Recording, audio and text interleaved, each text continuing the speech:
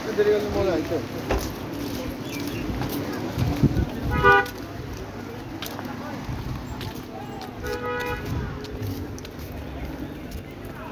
এতখানি ফুল হইলো উকিল সাহেবের বুঝছেন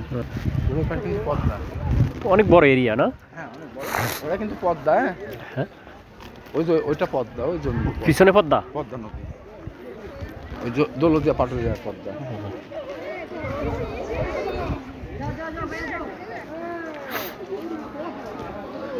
আমরা এখানে আগে যাবো না এদিক থেকে ঘুরে আসবো আসি আগে ভিতর থেকে এনে কি